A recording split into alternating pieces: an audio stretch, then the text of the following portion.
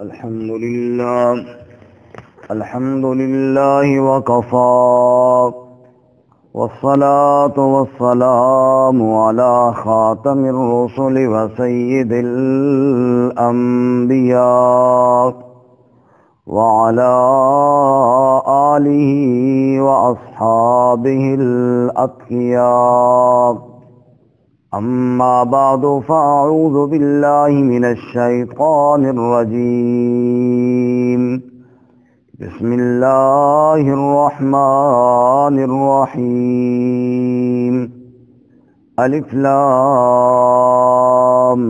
ميم. ذلك الكتاب لا ريب فيه هدى للمتقين. الف لام میم. اللہ اعلم بمرادہ. ذالک الکتاب، یہ کتاب، لا ریب فیہ، نہیں شک اس میں، ھدی للمتقین، ہدایت ہے تقوی والوں کے لیے. سبحان ربک رب العزت عما یصفون وسلام علی المرسلین والحمد للہ رب العالمین. اللہم صل علی محمد وعلی آل محمد کما صلیت علی ابراہیم وعلی آل ابراہیم انک حمید مجید. اللہم بارک علی محمد وعلی آل محمد كما باركت على إبراهيم وعلى آل إبراهيم إنك حميد مجيد. معزز سامعین، سورۃ البقرہ کی ابتدائی 2 آیات آپ کے سامنے تلاوت کی ہیں. اللہ رب العزت ان کے مطابق صحیح بیان کی توفیق عطا فرمائے اور ہمیں قرآن و سنت پر عمل کرنے کی توفیق عطا فرمائے. گزشتہ سبق میں سورۃ الفاتحہ مکمل ہوئی. اس کے بعد سورۃ البقرہ ہے. سورۃ البقرہ بڑی فضیلت والی سورت ہے. حدیث پاک میں ہے ان لکل شیء صنام وَالصِّنَامُ القرآن سورۃ البقرہ. ہر چیز کی ایک چوٹی، کوہان اور بلندی ہوتی ہے، اور قرآن کریم کی چوٹی اور بلندی سورۃ البقرہ ہے. سبحان اللہ. اسی طرح رسول اللہ صلی اللہ علیہ وسلم نے ارشاد فرمایا، خوب سن لو، تعلموا سورۃ البقرہ، سورۃ البقرہ کو سیکھو، اس کو پڑھو، کیونکہ آپ نے فرمایا کہ سورۃ البقرہ کا حفظ کرنا یہ بہت بڑی سعادت ہے، اور اس سے محروم رہنا بہت بڑی بدنصیبی ہے. اسی طرح آپ صلی اللہ علیہ وسلم نے یہ بھی ارشاد فرمایا کہ جس گھر میں سورۃ البقرہ پڑھی جائے اس گھر میں شیاطین نہیں آتے، شیطان اس گھر سے بھاگ جاتا ہے. تو اس لیے یہ بڑی اہم اور بڑی فضیلت والی سورت ہے، چونکہ سورہ مبارکہ کے اندر آیت الکرسی ہے جو قرآن کریم کی ساری آیتوں کی سردار ہے، تو وہ بھی اسی سورۃ البقرہ میں ہے. مدینہ منورہ میں جب رسول اللہ صلی اللہ علیہ وسلم تشریف لائے تو سب سے پہلے جو سورت نازل ہوئی وہ یہی سورۃ البقرہ ہے، اور قرآن کریم کی الفاظ کے اعتبار سے سب سے بڑی سورت بھی سورۃ البقرہ ہے. سورۃ البقرہ کے اندر 40 رکوع ہیں اور 286 آیات ہیں، اس لیے بڑی مفصل اور بڑی تفصیل ہے سورۃ البقرہ کے اندر. سورۃ البقرہ کا سورۃ الفاتحہ کے ساتھ ربط اور جوڑ کیا ہے؟ چونکہ ہر سورت کا پچھلی سورت کے ساتھ ایک ربط اور جوڑ ہوتا ہے، تو اس کے ربط جو ہے مفسرین نے کئی طرح سے بیان کیے ہیں. مثلا ایک ربط یہ ہے کہ سورۃ الفاتحہ میں کہا ایاک نعبد و ایاک نستعین، اے اللہ تیری ہی عبادت کرتے ہیں اور تجھ ہی سے مدد مانگتے ہیں۔ اور بقرہ میں گویا کہ یوں فرمایا لا نعبد البقرہ، ہم گائے کی عبادت نہیں کرتے جیسا کہ یہودیوں نے عبادت کی۔ یہودیوں کی طرح ہم گائے کی پوجا نہیں کرتے، بلکہ وہی بات پکی ہے جو ایاک نعبد والی سورۃ الفاتحہ میں ہم نے کہہ دی ہے۔ اسی طرح سورۃ الفاتحہ میں ہدایت پر، صراط مستقیم پر چلنے کی دعا کی گئی، اہدنا الصراط المستقیم، اے اللہ ہمیں رہنمائی فرما سیدھے راستے پر۔ اور سورۃ البقرہ میں فرمایا ذالک الکتاب لا ریب فیہ ھدی للمتقین، ہدایت کی تلاش میں پھرنے والوں، ہدایت کی طلب کرنے والوں، یہ جو قرآن ہے نا، یہ ہدایت ہے متقین کے لیے۔ سورۃ الفاتحہ میں ہم نے 3 جماعتوں کا مختصر تذکرہ پڑھا، جن پر انعام کیا گیا، جن پر غضب کیا گیا اور جو گمراہ ہوئی ہے، مختصر تذکرہ پڑھا۔ سورۃ البقرہ میں تینوں جماعتوں کا تفصیل سے ذکر آئے گا، ان کی صفات، ان کی عادات اور ان کی حرکات و سکنات بھی بیان کی جائیں گی۔ سورۃ البقرہ کا خلاصہ کیا ہے، یعنی اس کے اندر کیا بیان ہوگا؟ مفسرین فرماتے ہیں سورۃ البقرہ کا خلاصہ یہ ہے کہ اس کے اندر مرکزی طور پر، بنیادی طور پر 4 مضمون بیان ہوں گے۔ کتنے مضامین جی؟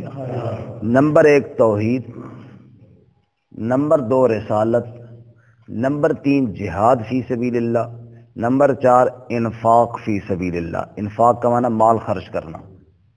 یہ بنیادی 4 مسائل، مرکزی مسائل بطور موضوع کے سورۃ البقرہ کے اندر بیان ہوں گے: توحید، رسالت، جہاد فی سبیل اللہ اور انفاق فی سبیل اللہ۔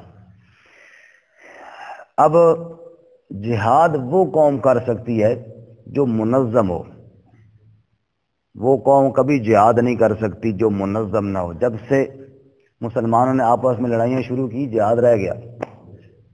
جب تک منظم تھے تب تک دشمن سے لڑتے رہے، جب سے آپس میں جھگڑے شروع کیے تب سے دشمن کے ساتھ لڑائیاں چھوٹ گئیں، جہاد چھوٹ گیا ان سے۔ اس لیے جہاد کے ساتھ ساتھ امور انتظامیہ، یعنی اصل موضوع تو جہاد ہی رہے گا، لیکن اس سورہ کے اندر انتظامی امور جن کے ساتھ معاشرے کے اصلاح ہوتی ہے، جیسے نکاح، طلاق، عدت کے مسائل وغیرہ وغیرہ، یہ ساری چیزیں بھی سورۃ البقرہ میں ساتھ ساتھ بیان ہوں گی انشاءاللہ۔ اب امور انتظامیہ، انتظامی امور، ان پر صحیح عمل وہ کر سکتا ہے جس کے دل میں تقویٰ ہو، اللہ کا ڈر ہو۔ اللہ کا ڈر نہیں، دل میں تقویٰ نہیں، کوئی پرواہ نہیں کسی کے حقوق کی۔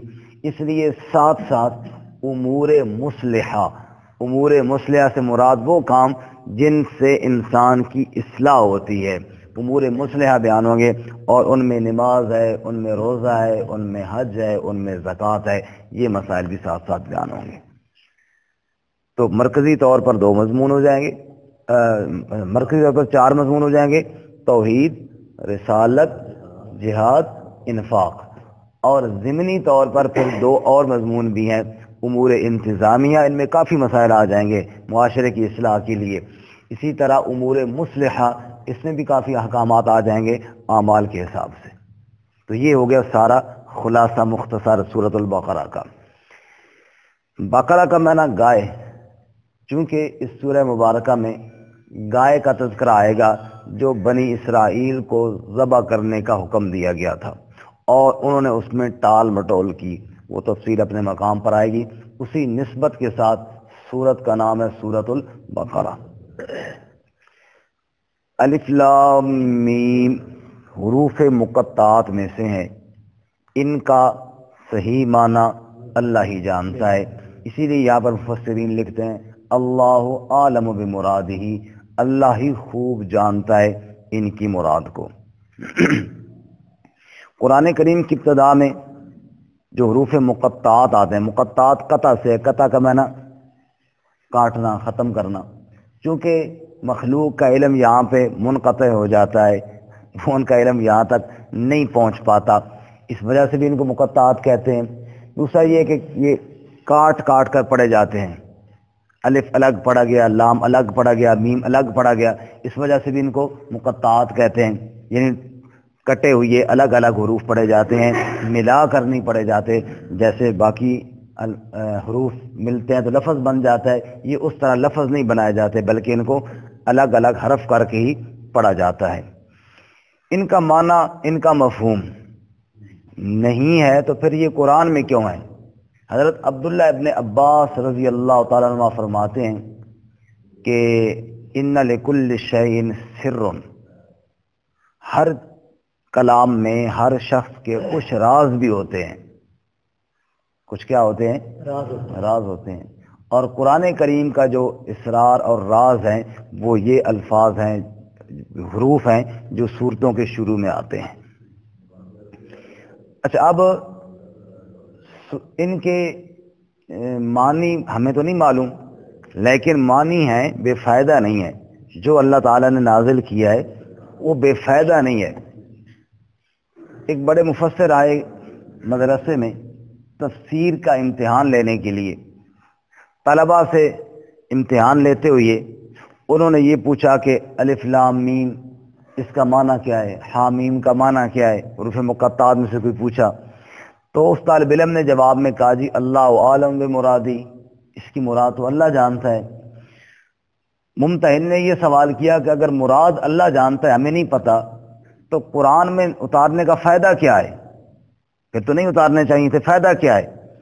اس لڑکے نے بڑا فٹ جواب دیا، اس نے کہا حضرت فائدہ یہ ہے کہ تمہارے جیسے علماء جب اتنا بڑا پگڑ باندھ کے آ جاتے ہیں امتحان لینے کے لیے اور ایک ایک لفظ کے 10-10 20-20 معنی ان کو آتے ہوتے ہیں اور بڑا ان کا علم وسیع ہوتا ہے، یہاں جب آتے ہیں تو وہ بھی پھنس جاتے ہیں اور کہتے ہیں اللہ عالم بمرادہ، اللہ بتانا یہ چاہتے ہیں۔ بڑے بڑے علم والے بھی، بڑے بڑے اپنے آپ کو عالم کہلانے والے بھی بعض موقعوں پہ عاجز آ جاتے ہیں، اور جس کا علم عاجزیوں سے پاک ہے وہ اللہ کی ذات ہے۔ سبحان اللہ، یہ فائدہ ہے اس کا، مخلوق کی علم کی عجز کو بیان کرنا اور خالق کے علم کی بڑائی کو بیان کرنا، یہی تو بہت بڑا فائدہ ہے ان حروف کا۔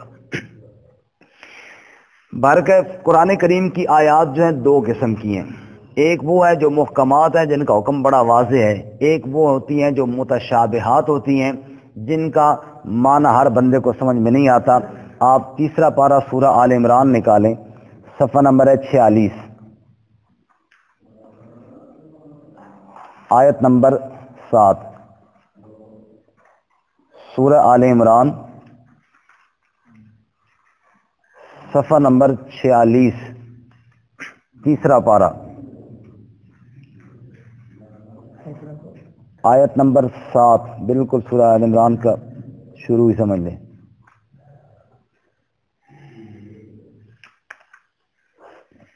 ارشاد باری تعالی هو الذی، اللہ کی وہ ذات ہے، انزل علیک الکتاب، جس نے آپ پر کتاب کو نازل کیا، منہ آیات محکمات، بعض اس میں سے محکم مضبوط آیتیں ہیں، ہن ام الکتاب، وہی اصل کتاب ہیں، وَأُخَرُ متشابہات، اور بعض دوسری متشابہات بھی ہیں، فَأَمَّا الَّذِينَ فِي قُلُوبِهِمْ زَيْغٌ، سو وہ لوگ کہ جن کے دلوں میں ٹیڑھا پن ہے، کجی ہے، فَيَتَّبِعُونَ، پس وہ اتباع کرتے ہیں، ما تشابہ منہ، جو متشابہات ہیں ان میں سے، جن کے دلوں میں بے ایمانی اور ٹیڑھا پن ہے وہ متشابہات کے پیچھے پڑے رہتے ہیں۔ کیوں؟ ابتغاء الفتنہ، فتنہ برپا کرنے کے لیے۔ اصلاح تو مقصد نہیں ہوتی، مقصد یہ ہوتا ہے کہ عوام کو کسی رولے رپڑ میں مشکل میں ڈالا رہے اور لوگ رہیں مصروف۔ بعض لوگوں کا مزاج یہ ایسے ہوتا ہے، اللہ فرماتے ہیں یہ وہ لوگ ہوتے ہیں جن کے دلوں میں کجی ہوتی ہے، جن کے دلوں میں ٹیڑھا پن ہوتا ہے، وہ لوگوں کو فتنوں میں، وہ لوگوں کو آزمائشوں میں ڈالنے کے لیے متشابہات کے پیچھے پڑے رہتے ہیں۔ وابتغاء تاویلی، اور ان کی حقیقت تلاش کرنے میں لگے رہتے ہیں، جی اصل مطلب یہ کیا ہے جی وہ ہمیں پتہ چل جائے، حالانکہ وما یعلم تاویلہ الا اللہ، کوئی نہیں جانتا ان کی تعویل کو سوائے اللہ کے۔ اللہ ان کی تعویل حقیقت کون جانتا ہے؟ اللہ۔ والراسخون فی العلم، جو علم میں پختگی رکھنے والے ہیں، جو سچے علماء ہیں، یقولون وہ کہتے ہیں، آمنا بہ ہم اس پر ایمان رکھتے ہیں، کل من عند ربنا سب ہمارے رب کی طرف سے ہے۔ سب کس کی طرف سے ہے؟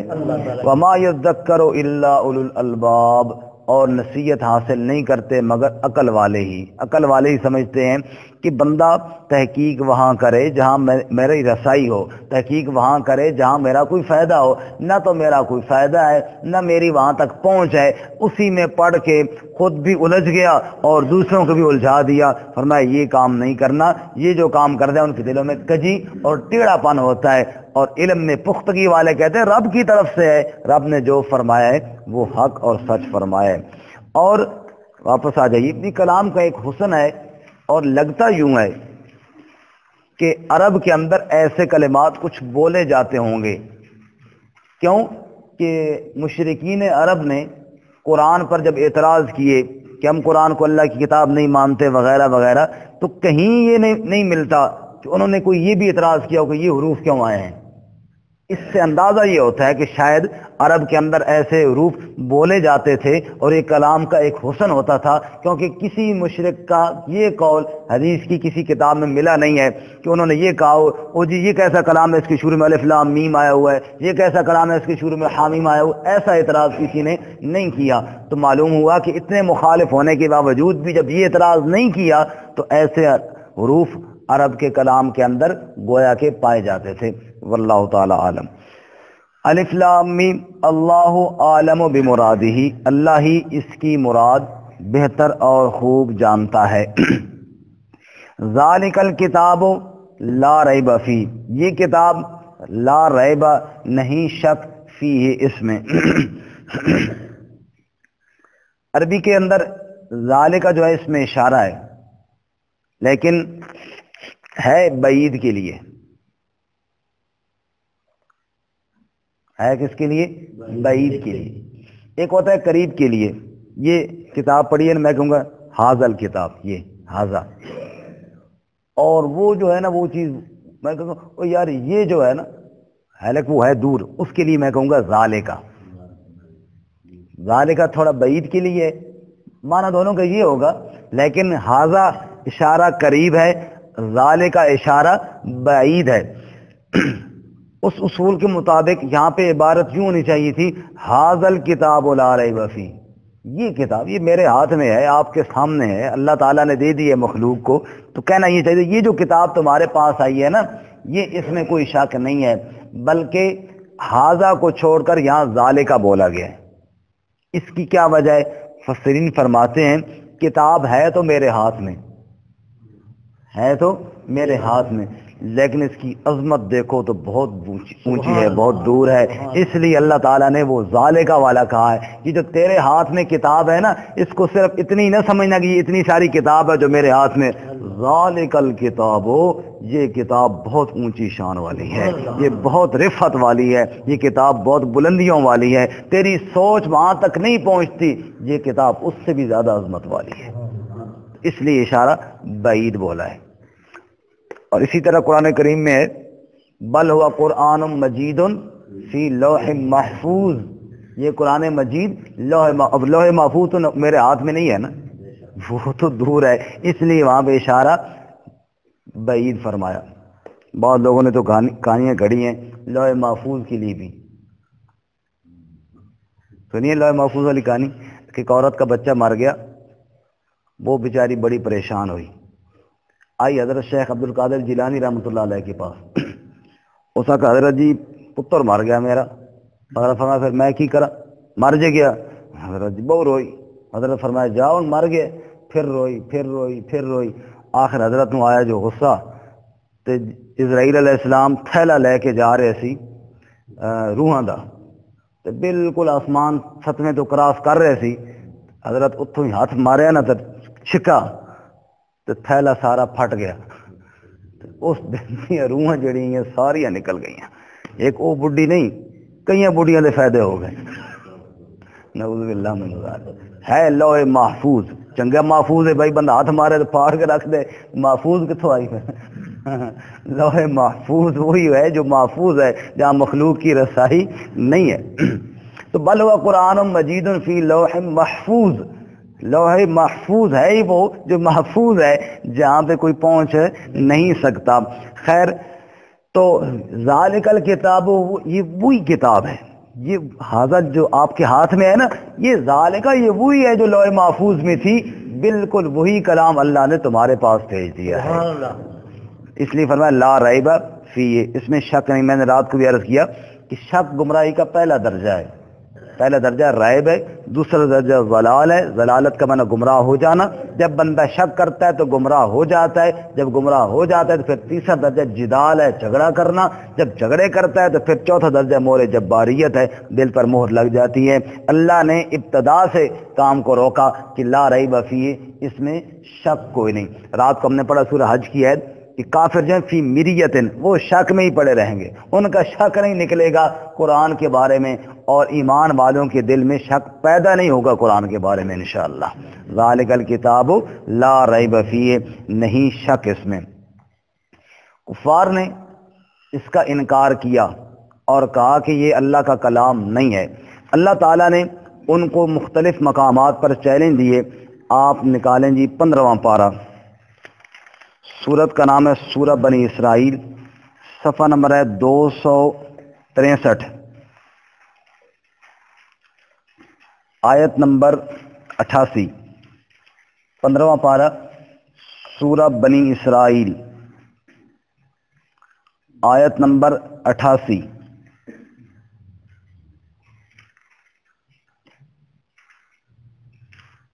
جن لوگوں نے کہا ہم قرآن کو اللہ کی کتاب نہیں مانتے، ہمیں شک ہے اس میں، اس ریب اور شک کو نکالنے کے لیے اللہ تعالیٰ نے قرآن میں چیلنج دیا. سورہ بنی اسرائیل، آیت نمبر 88، 15واں پارہ. قل، کہہ دے میرے محبوب صلی اللہ علیہ وسلم، لئن اجتمعت الانس والجن، اگر اکٹھے ہو جائیں انسان اور جن، علی ان یأتوا بمثل ھذا القرآن، اس بات پر کہ وہ لائیں گے اس قرآن کی مثل، لا یأتون بمثلہ، تو نہیں لا سکتے اس کی مثل، ولو کان بعضهم لبعض ظہیرا، اگرچہ بعض کا مددگار بن جائے، جن انسانوں کے، انسان جنوں کے بعض کے ایک دوسرے کے مددگار بن جائیں اور مل کر اکٹھے ہو کر کہیں ہم نے قرآن جیسی کتاب لانی ہے، رب فرماتا ہے نہیں لا سکتے. ساری کائنات کے جن و انس بھی مل جائیں قرآن کی مثل نہیں لا. اب جناب دوسرا چیلنج جو اللہ نے دیا وہ 12ویں پارے میں ہے. 12واں پارہ بالکل آپ شروع سے نکالیں. سورت کا نام ہے سورہ ہود، صفحہ نمبر ہے 201. سورت کا نام ہے سورہ ہود، 12ویں پارے کا بالکل پہلا صفحہ نکالیں اور آیت نمبر بھی 12 ختم ہو رہی ہے، 13 شروع ہو رہی ہے. 12واں پارہ سورہ ہود، آیت نمبر 13. ام یقولون افترا، وہ کیا کہتے ہیں کہ آپ نے گھڑ لیا ہے اس کو. قل، آپ کہہ دیجئے، فأتوا بعشر سور مثلی، لے آؤ 10 صورتیں اس جیسی. ابھی جو ہم نے سورہ بنی اسرائیل میں دیکھا تھا وہاں پورے قرآن کی بات تھی، لا یأتون بمثل، پورے قرآن کی مثل نہیں لا سکتے. یہاں پہ 10 صورتوں کی بات ہے. فأتوا، پس لے آؤ، بعشر سور مثلی، 10 صورتیں اس جیسی، مفتریات، کھڑی ہوئی. تم بھی گھڑ لو نا 10 صورتیں اور لے آؤ. ودعو، اور بلا لو، من استطعتم من دون اللہ، جس کو بلا سکتے ہو اللہ کے علاوہ. من استطعتم، جو استطاعت ہے، جس کو بلا سکتے ہو اللہ تعالیٰ کے علاوہ بلا لو. ان کنتم صادقین، اگر تم سچے ہو. فَإِن لَّمْ يَسْتَجِيبُوا لَكُمْ، پس اگر تمہیں جواب نہ دیں، اس بات کو قبول نہ کریں، فَاعْلَمُوا پس جان لو، انما انزل بعلم اللہ بے شک یہ قرآن رب کے علم سے نازل کیا گیا ہے، وَاللَّا الہ الا ہو پھر یہ بھی سمجھ لو کہ اللہ کے علاوہ معبود بھی کوئی نہیں، فَهَلْ أَنْتُمْ مسلمون کیا تم مانتے ہو، کیا پھر فرما برداری کرتے ہو، یعنی جب یہ یقین ہو گیا پھر بھی مانتے ہو کہ نہیں، کہو یا اللہ ہم مانتے ہیں، ہم مانتے ہیں یا اللہ۔ تیسرا چیلنج اللہ نے پہلے سپارے میں دیا، شروع میں آ جائیں جی بالکل پہلے سپارے میں،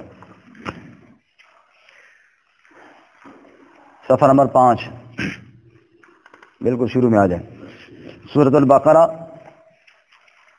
صفحہ نمبر 5 آیت نمبر 23، آیت نمبر 22 ختم ہو رہی ہے، آیت نمبر 23 شروع ہو رہی ہے، وَإِن كُنتُمْ فِي رَيْبٍ اور اگر تم شک میں ہو، مما نزلنا علی عبدنا اس کلام سے جو ہم نے نازل کیا اپنے بندے پر، فَأْتُوا بِسُورَةٍ مِّن مِّثْلِهِ بس لے آؤ ایک سورت اس جیسی، شروع میں بنی اسرائیل سورہ بنی اسرائیل میں پورے قرآن کا تذکرہ تھا، سورہ ہود میں 10 سورتوں کا مطالبہ تھا اور یہاں پر ایک سورت کا مطالبہ ہے، فرمایا فَأْتُوا بِسُورَةٍ مِّن مِّثْلِهِ پس لے آؤ ایک سورت اس جیسی، وَادْعُوا اور بلا لو، شُهَدَاءَكُم مِّن دُونِ اللَّهِ اپنے شریکوں کو اللہ کے علاوہ، فلاں یوں کر سکتا ہے، فلاں سب کو بلا لو، سارے اکٹھے ہو جائیں اور ایک صورت بنا لو، ان کنتم صادقین اگر تم سچے ہو تو، فَإِن لَّمْ تَفْعَلُوا پس اگر تم نہ کر سکے، اور سن لو وَلَن تَفْعَلُوا ہرگز نہ کر سکو گے، قیامت قائم ہو جائے گی تم ایک سورت قرآن جیسی نہیں بنا سکتے، فَاتَّقُوا النَّارَ پس ڈرو اس آگ سے، الَّتِي وَقُودُهَا النَّاسُ وَالْحِجَارَةُ جس کا ایندھن انسان اور پتھر ہیں، اُعِدَّتْ لِلْكَافِرِينَ وہ تیار کافروں کے لیے کی گئی ہیں۔ تو تیسرا چیلنج اللہ نے ایک سورت کا مطالبہ کیا، لیکن ایک صورت بھی قرآن جیسی کوئی نہ لا سکے۔ اب چوتھا چیلنج اور آخری چیلنج آپ جائیں جی، 27واں پارہ ہے سورت، جزاک اللہ خیر، سورت کا نام ہے سورت طور، صفحہ نمبر ہے 473، صفحہ نمبر 473، جزاک اللہ خیر جی، 27واں پارہ، 27واں آیت نمبر 33، پارہ نمبر 27 آیت نمبر 33، سورت کا نام ہے سورۃ الطور، صفحہ نمبر ہے 473، 473، 473، سورت کا نام ہے سورۃ الطور، آیت نمبر ہے جی 33،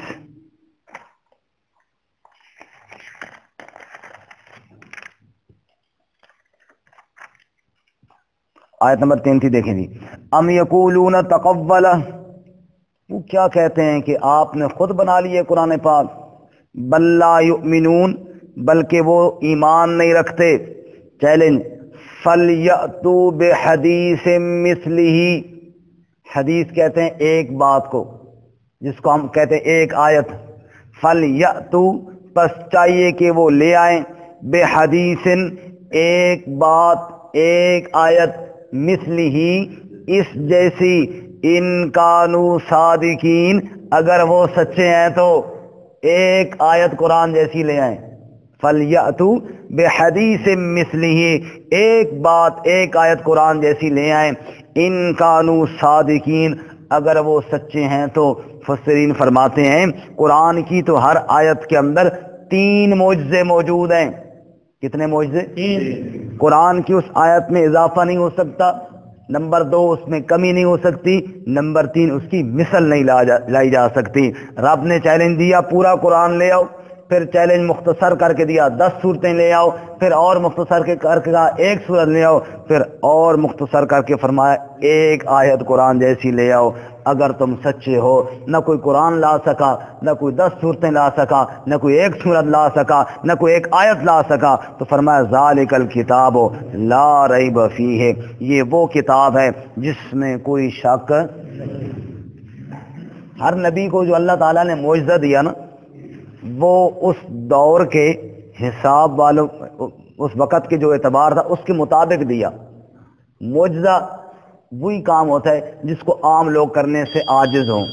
عیسیٰ علیہ السلام کے دور میں بڑے بڑے حکیم، بڑے بڑے طبیب، بڑے بڑے علاج کرنے والے جناب، تو اللہ تعالیٰ نے فرمایا کہ جو پیدائشی نابینا ہے اس کا علاج حکیموں کے پاس نہیں، ڈاکٹروں کے پاس نہیں۔ عیسیٰ علیہ السلام کو اللہ نے وہ معجزہ عطا فرمایا، ابرئ الاکمہ والابرص، اسی طرح کوڑ کا مریض پیدائشی نابینا وہ جناب ٹھیک ہو جاتا۔ اور وَأُحْيِي الْمَوْتَى بِإِذْنِ اللَّهِ، بڑے بڑے حکیم ہوں، بڑے بڑے ڈاکٹر ہوں، مردوں کو تو زندہ کوئی نہیں کر سکتا نا، سمجھ آئی؟ فرمایا عیسیٰ علیہ السلام نے وہ بھی کر لیا، اور کہا کہ دیکھو یہ اللہ کا نبی ہے، تم بڑے کام کر سکتے ہو نا، لیکن یہ کام تو نہیں کر سکتے ہو، یہ اللہ کا نبی ہے۔ معجزہ اللہ نے عطا فرما دیا، معجزہ ایسا عطا فرمایا کہ اس وقت کے حساب سے جو لوگ کام کرتے تھے ایسا کام کیا کہ وہ اس سے عاجز رہے۔ وہ عیسیٰ علیہ السلام کو اللہ تعالیٰ نے معجزہ عطا فرمایا۔ موسیٰ علیہ السلام کے دور میں جادوگروں کا بڑا زور تھا۔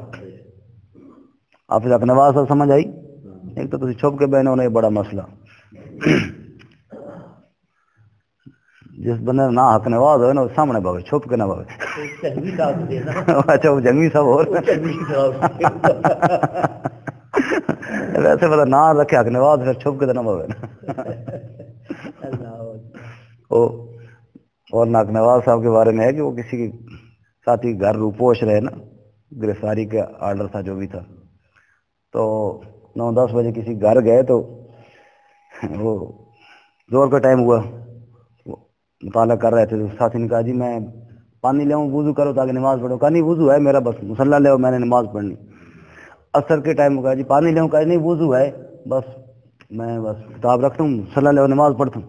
مغرب کے ٹائم کہا جی پانی لے آؤں، کہا نہیں وضو ہے بس نماز پڑھ لی۔ اسی طرح عشاء میں بھی۔ عشاء کے بعد اس بندے نے کہا حضرت ایک بات بتاؤ تو سب وضو کیتا کس ٹائم ہے؟ 9-10 بجے تسی آئے ہو اور پھر ابھی تک تم نے جناب یا کتاب ہے یا نماز ہے، وضو کس ٹائم کیا ہے؟ تو انہوں نے فرمایا کہ میری تقریر سنی ہے؟ کہا جی سنی۔ کس طرح نہیں ہو تباشو آگ اور شعلے کا اس طرح کی تقریر ہوگی تو پھر وضو پکا رکھنا پڑنا۔ ڈھلے وضو والا بندہ وہ جی تقریر ہے، صبح وضو کرتا ہوں پھر پتہ نہیں آگے کیسے حالات آ جائیں، پھر سارا دن وہی وضو قابو رکھتا ہوں، پھر ابھی جناب رات کو کروں گا۔ تو نواز نام سے بات یاد آئی۔ خیر وہ بات تو بھول گئی جو کر رہے تھے، پتہ نہیں یاد ہے کسی کو؟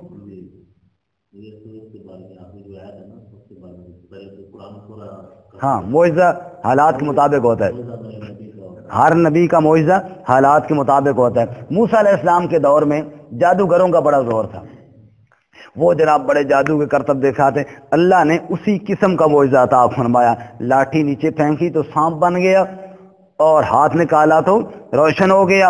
انہوں نے کہا جادوگر ہے، جو کہ ذہن میں جادو سوار تھا نا، فرمایا ٹھیک ہے لے آؤ جادوگروں کو مقابلہ کراتے ہیں۔ انہوں نے بھی دکھائیں رسیاں اور سانپ بنا کر، اور موسیٰ علیہ السلام کو اللہ نے حکم دیا آپ لاٹھی پھینکیں، وہ سانپ بن گیا، فَإِذَا هِيَ تَلْقَفُ مَا يَأْفِكُونَ، اور ان کی بنی ہوئی رسیوں کو نگل گیا اور بتا دیا کہ یہ معجزہ ہے، جو کام تم کر سکتے ہو نا یہ وہ نہیں ہے، یہ دیکھو اس سے اعلیٰ ہے۔